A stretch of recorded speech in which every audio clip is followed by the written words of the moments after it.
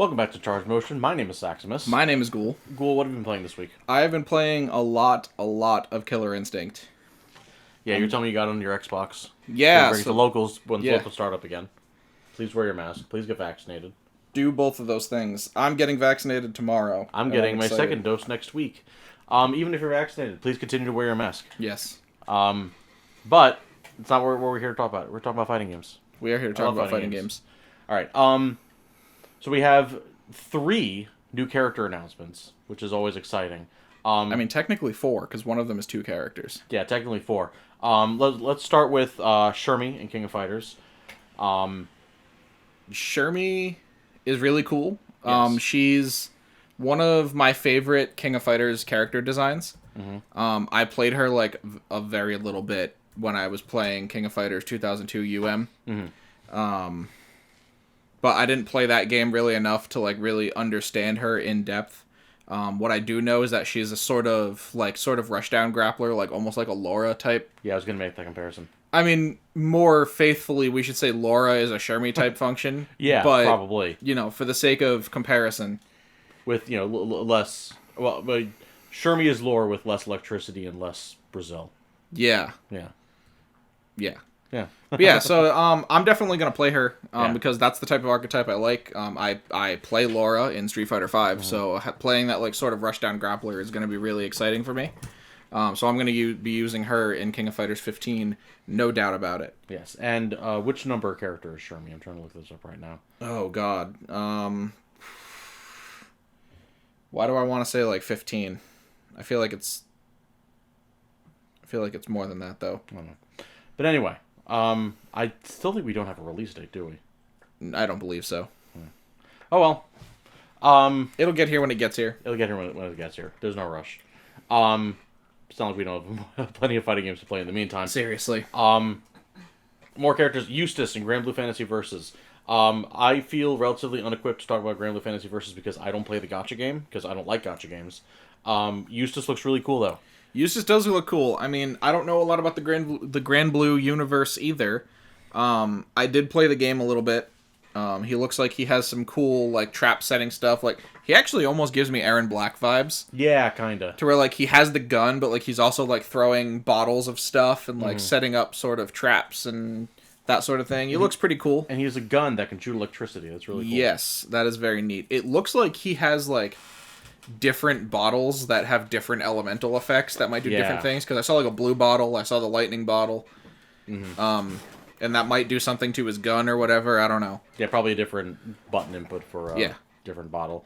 Now, probably not unlike Valentine and Skullgirls, because we can't have a single episode of the show without mentioning Skullgirls at least once. We must mention Skullgirls at all times. We're gonna mention Skullgirls later anyway. Yeah, we are. Yes, Eustace looks cool. But like you and I were talking about earlier, I don't really feel a desire. Because I own the game in Season 1, I don't feel a desire to buy any more content if I can't play it online with people. I don't own the game for that purpose.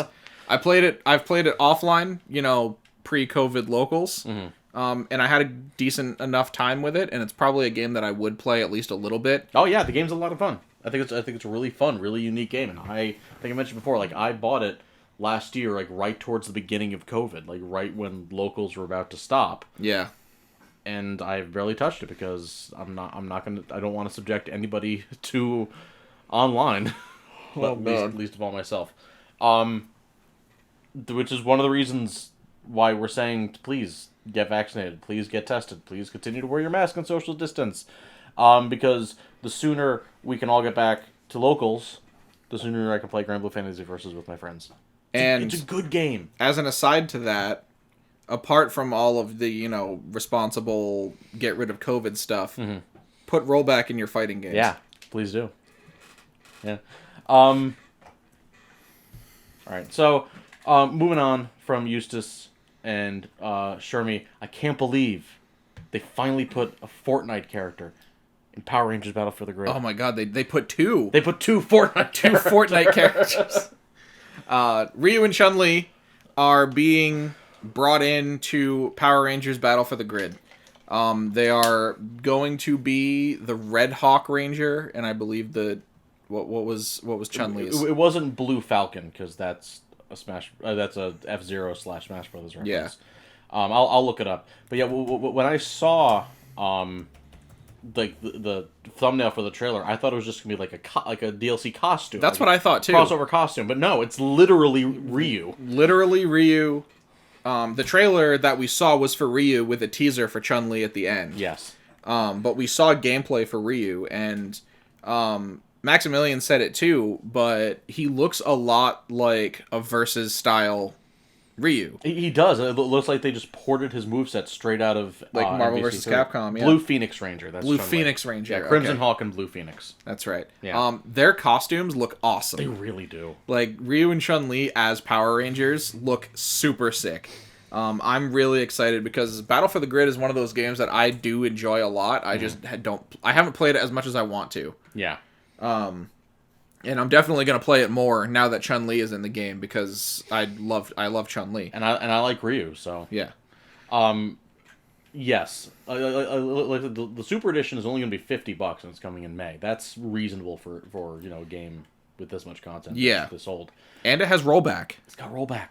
Yeah, it's got a lot. It's on a lot of different platforms too. It is on PS4, Xbox One, Switch, Steam, and if you wanted to play it for whatever reason on Stadia, it's on Stadia. You can. It also does have crossplay between all those platforms. Really? I did not know that. Maybe not between all of them, but I think it is. It does have crossplay at least in some capacity. And the base game's $20. That's very reasonable. It's very, very reasonable. Yeah. If you're a fan of Versus style games, or if you're a fan of Power Rangers, you should pick up Battle for the Grid. Mm-hmm. It's a good one. Yeah. I'm curious because I know this is kind of an old topic in FGC history, but I'm curious as to when Evo was still going to do Evo Online, why they didn't bring on Battle for the Grid, because it got rollback. It's a recognizable IP, and I don't know, like active scene. And, yeah. I can only assume that they wanted to. It might have run into some copyright stuff in between Hasbro and all the perhaps they might have, or maybe they just didn't pick it.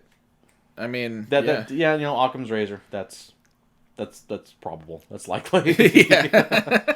Yes, but Battle for the Grid is so cool. If you're looking for a Versus style game, and MVCI, RIP, or Skullgirls have not, or Dragon Ball Fighters have not been scratching that particular itch, I think Battle for Grid is super cool, super unique too. It is. There's a lot of cool mechanics, like you summon the Zords and stuff as like assists, and it's really cool. Well, one of my favorite things about it, and it just blew my mind when I learned about it, is that when you call your assist, you can choose to tag in that assist while the assist is happening. Yeah, it has like an active tag system. Yeah, which is super cool. It's a lot of fun.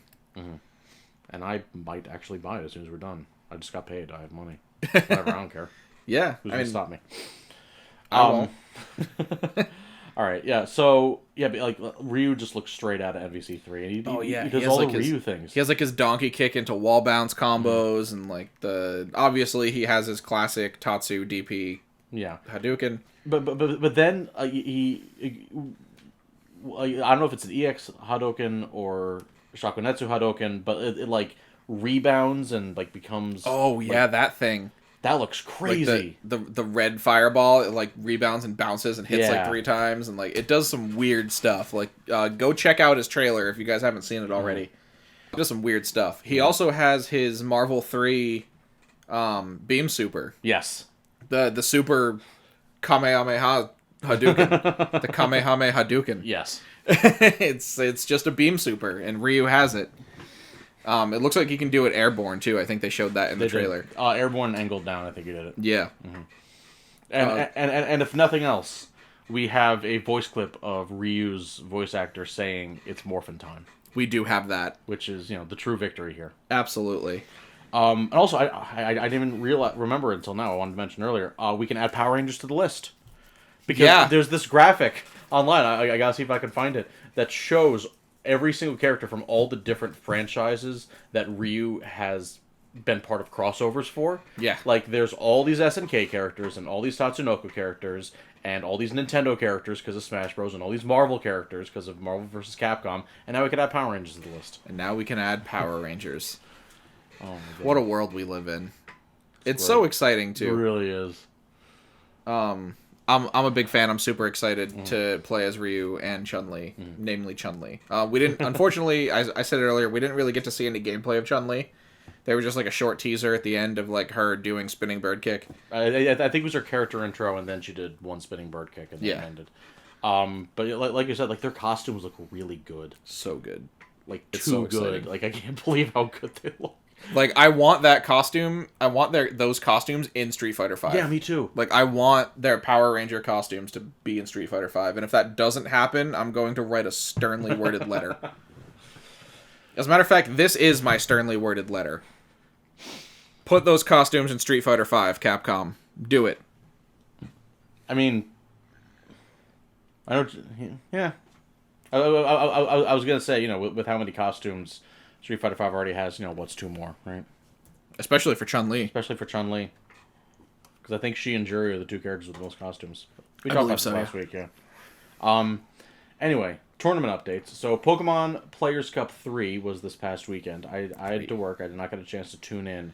But I did want to shout out the top 8 because last week they whittled down to top 8, and then on the 23rd and 24th of April, that's when top 8 is going to fight, and we're going to have a winner. So from Europe, we got Auramaster, Bularex, and Gorson. From Oceania, we have... I pronounce that word differently every single episode. Oceania. I don't know. I believe it's Oceania. Yeah. That's how I would say it. Icebergie from Australia. And then in North America, we have Roxo. Surprised nobody. Shadowcat, also surprising nobody. And then Jukum and Alistair from last week's Clip of the Week. Oh, yeah. Alistair was... Alistair was the Aegislash. And that's Jukum right. was the Sceptile. Both of them made top 8, so congratulations. That's right. Congratulations to those guys. I mean, congratulations to everybody. But big congratulations to Alistair and Jukum for their spots in the top 8. And whenever, like, the official Play Pokemon Twitter account posts clips, like there's always, like, someone in the comments or someone retweet, like, what? People still play this game? I had no idea. Like, yes, people still play this game. This game is still very, very active. If you are looking to get into it, you are absolutely going to find people to play, and the game is great. And please play it. Do not be deceived by the lack of new content, because games don't need new content to be good. Yeah, obviously. Play Pokken. Play Pokken with me. I'm bad. You'll win. I'm worse, so you'll definitely beat me. Yeah. Just a quick shout out to Skullgirls GG, the Skullgirls Championship Series, the esports league for Skullgirls. 10 years after the initial release of the game. Jesus. Starts this weekend. I believe 16th and 17th. For the qualifiers, they announced the commentators are going to be the Purple Sharpie, big community figure, and Kai Kennedy, another big community figure, and also the voice of Beowulf. So. Oh, really? Yes. That's awesome. Mm-hmm. That's really cool. Yeah. So I'm very much looking forward to that. Twitch.tv/SkullgirlsGG starts this weekend, and I believe all the tournament matches are taking place under the current build of the game, so presumably Annie will not be legal. But that's okay. As a quick aside, so this event is being commentated by the Purple Sharpie and the voice of Beowulf, Kai Kennedy. For future events, we want this guy to commentate them. I did not tell him to say that. You did not. I'm going to say it. Thank you. Put Saximus on commentary for Skullgirls Esports. I don't have a reel, man. I gotta make a reel. This is your reel. This podcast is gonna be my reel? Yes. I'm not talking over actual gameplay here. That's fine. All right. It's not. Put Saximus on commentary. I'm campaigning. That's it. Okay. I'm gonna hashtag it, and it's gonna be awesome. Thank you. You didn't tell me he was gonna do that. No. All right. I just got the idea right before it came out of my mouth. Anywho. All right. So, moving on to more broader stuff. SNK and Capcom devs had a really great interview on Silicon Era about releasing SNK vs. Capcom Match of the Millennium on Switch, which is great. We love seeing older games available on modern platforms. Yes, older games on modern platforms. Please do it more. it's also not the first old Neo Geo Pocket Color fighting game to put on Switch. They've put SNK Gals Fighters. They've put, I think, Samurai Showdown 2. They've put a Fatal Fury game. Like, you know, one of the things the Switch in particular is really good at, and it's so great to see older games being able to be played easily on modern platforms. But they also said, Adam Latz, who's producer at SNK, says, quote, much as the spirit of these collaborative titles had back in the day in bringing both companies and players together in a sense, we hope that re-releasing this SVC title after so many years will serve as an opportunity for more releases to come in the future. Please do that. Definitely do that. First of all, it's good. It's good for the consumer because we get to play all of these old games on dead consoles that we can't easily play anymore, and it's good for you, the developers and publishers, because it cuts down on piracy. Oh yeah, absolutely. Which I'm assuming you all want. Yeah. I know that this is a topic that has been beaten to death, like, amongst the broader gaming populace community, whatever, if you will. But if publishers, if you want people to stop pirating their games, make them more readily available. Right. So it's like, I'm not gonna appear on this camera and on record tell you to go pirate games. I'm not gonna do that.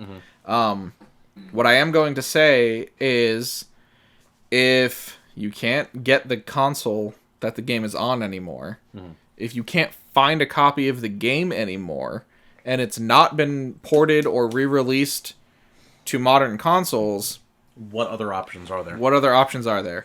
Because it's like, people say you should buy your games. Yes, absolutely, you should. People worked hard on those games, and you shouldn't take them and take the money out of their pocket. But, like, if it's an old game that's been discontinued, that isn't available anymore, isn't in production anymore, is on a platform that is not being produced anymore, like right? On the console. First of all, like, if I were to go, like, let's just think of a random game. Say I wanted a copy of CVS 2 for the PS2. Yeah. If I wanted a copy of CVS 2, I don't have a PlayStation 2. So what I would have to do is find a PlayStation 2, which in its own is difficult enough because I have to go buy one used from someone. Probably like a collector or like a store that does retro consoles or whatever. Yeah. And then I would have to find a copy of the game and buy it probably for much more than it would cost, like, at launch. Yeah. Or similar. Okay.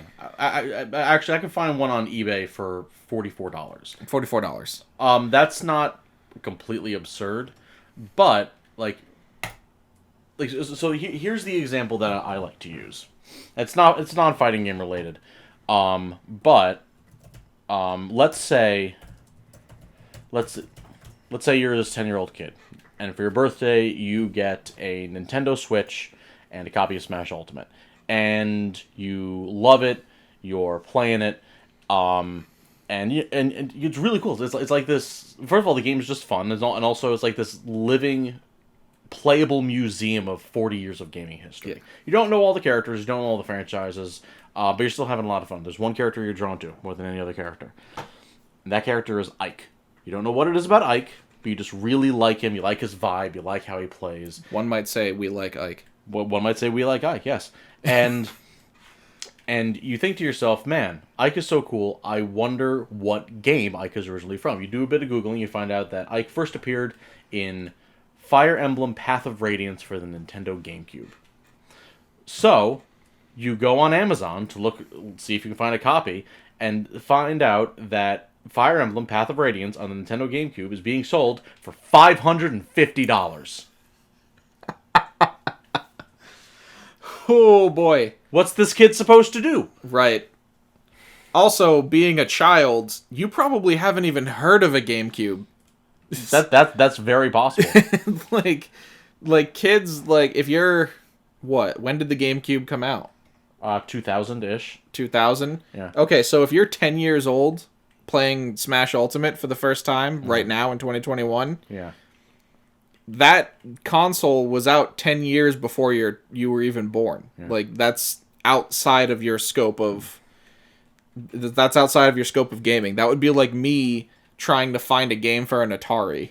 Yeah. Which, like, I've heard of it because I like video games and I like old games. Yeah. But, like, it's doable. It's not going to be easy. No, especially not for a kid. And it also turns out on Amazon that was not the best price. The best price is $375. Oh, yeah. Much better. Plus $4 for shipping. Much better. Much better. Like, percentage-wise, it is much better, but... Well, yeah. Just straight cost is... No, it is not. And that $500 price tag is only there because someone has been hoarding that game. Yeah. Right? That $500 does not go to Nintendo. No, it doesn't. It is a game that is out of production. This version of the game, the GameCube version, will never go back into production. Came out in 2006. Like if you pirate it, it's not like you're stealing $60 from Nintendo. They wouldn't have gotten anything either way. Right. If you paid the full $550, not a penny of that's going to Nintendo. No, you just gave $500 to some guy who happened to own an old game. Yeah. Which, that sounds like I'm ragging on collectors and like people who like to collect retro games and like resell them and stuff. Mm-hmm. That's not what I'm doing. I love collecting stuff. I have collectibles all over the place. I like the idea of collecting and, preserving. You may notice that I wear a different hat in every episode. That's because I collect hats. Right. Yeah. And if you haven't noticed that, now you have. So I don't want to put any fault on people who like to collect retro games and watch them increase in value. Yeah, it's not the collector's fault. This is basic supply and demand. And, right. And we can get into this bigger discussion about how the economy is fake and money is fake and we should abolish money, which we're not going to do right now. Different topic for a different podcast. Yeah. But, like, we're getting away from fighting games here. But like, I understand the basic principle. Like, if you have a way for me to play Mother 3 that does not involve buying a 20-year-old Game Boy Advance cartridge from Japan and finding a way to patch it into English, I'm happy to do it. But we're talking a lot about Nintendo. Nintendo is obviously the biggest offender here. Shutting down Slippy tournaments. Even though the code that was used to give Melee rollback is in and of itself not illegal. It's a big... See, a lot of people... No, I should phrase this differently. I don't think this is a gray area. Some people do. Mm-hmm. With the whole, emulating games that you can't buy anymore. Yeah. I don't think it's a gray area. Like, if I always look for a means to purchase the game first. Yes. If I can find it, on the Nintendo Switch digital console, or if I can find it... if I can buy a copy of it for a reasonable price from a mom-and-pop game store, then I will. But if I can't, or if I can't find the platform that the game is on, like I said, Nintendo's the worst offender here. But I feel like I should give credit where it's due. There are a bunch of other developers, particularly fighting game developers, that... If they notice that their games are being emulated, they don't seem to care. Like, before Street Fighter 30th Anniversary Collection came out, like, people were still grinding Super Turbo. People were still grinding Alpha 2 and Third Strike. Mm-hmm. And it was all through emulation. Well, not all through emulation, because ports of the game had existed. But a lot of it was done on Fightcade. And even now, JoJo's Bizarre Adventure Heritage for the Future, which, as you probably tell, is this JoJo fighting game, which is really unique, really great pixel art, completely active scene, and I don't think it's ever been re-released outside of the arcades. I don't think so either. It's all emulation. And like, even the Third Strike scene now, even after Street Fighter 30th, most of the scene still exists on Fightcade because the port just isn't good. Yeah. So I think the point that we're trying to make here is that as a developer, if you don't want people emulating old games or pirating them or what have you, let us buy them. Let us buy them, preserve them, move them up a ported version into your new console on the digital store or whatever. Yeah. And make your consoles backwards compatible. I'm still amazed that that's not completely industry standard at this point. Yeah, it's like still a question on whether or not, oh no, can I still play my PS4 games on the PS5? Most of them you can. Yeah. But like the fact that I still have to worry about that is it shouldn't be that way. Yeah. I mean, like, how are you going to make a Switch backwards compatible and have it still be portable? I kind of get that. I understand that, like cartridges and stuff. Yeah. But like put it on the digital console. Yeah. Which I mean a lot of like, you know, the Super Nintendo and the NES games, obviously, you know, the Switch has the digital consoles for those. Yeah, the Nintendo Switch Online apps are not a good substitute for the virtual consoles from Wii and Wii U and 3DS. That's fair. That's an entirely different conversation that I would love to get into at a different point. But, Yeah. you know, a lot of you watching this are cool people. We like you. We know we're preaching to the choir here. And I know this quote gets used all the time because it's true, from Gabe Newell from Valve, saying that, you know, piracy is a service problem. People pirate when there's no better way to play the game. Right. And that's exactly true. Which is why I appreciate Steam. Steam works really hard to like make old games available. Yeah. And there's like whole compatibility modes and like controller support, and it doesn't always go great. But, you know, there's at least an effort there. Yeah. Where like games that are on consoles that haven't existed for years. Like I own the entire Splinter Cell series on Steam. I completely forgot those games were on Steam. Because I am a huge fan of the Splinter Cell series, but most of the games are on PS2. And I don't have a PS2 anymore. Yeah. Or a PS2/original Xbox. I do actually have an original Xbox, but I couldn't find any copies of the games. And I think only some of them were on original Xbox. Mm-hmm. Like, I think a couple of them were PlayStation 2 exclusive. But anyway, that's not the point. I was able to purchase the entire Splinter Cell series on Steam. That's very cool. So, you know, whenever I want to go back and play those old games that I used to really enjoy, I can. And they're there for me. I really like what Sega does with their old games on Steam because they have like their own official Sega emulator, and you can buy all these old Sega Genesis games. Oh, you know what? I did not know that. Yep, they have their own official Sega emulator. I know because I own Phantasy Star 4, I think a couple Sonic the Hedgehog games. But if you go into your Steam files, you can find the ROMs for the game. So basically, you're purchasing ROMs. Yeah. Like, officially, from Sega and Steam. And if you don't like the emulator that comes packaged with them, you can just drop the ROMs into your own emulator and do whatever you want with them. Yeah, that's really cool. I actually didn't know that. That's news to me. Yep. But yeah, circling this topic back into fighting games. So many people, like, fighting game fans are, I don't want to say the absolute worst, but it's the best phrase I can think of. They are the worst for new game bad syndrome. Yeah. And I mean, a lot of times it's true, right? Like, there's a lot of reasons to not like Street Fighter V more than Street Fighter 4. And there's a lot of reasons to not like Smash Ultimate over Smash 4. Right. And it's easy for, you know, like, between Street Fighter 4 and 5, it's easy to say Street Fighter 4 still exists. You can just go play it. Yeah. Because, like, Street Fighter 4 is on the PS4. You can just buy it. It's on PS4. It's still on Steam. Yeah. Goes on sale on a fairly regular basis. But, like, if you're someone who never liked Street Fighter past, I don't know, Street Fighter Alpha 2, what are you going to do? Besides go on Fightcade? The Legacy Collection.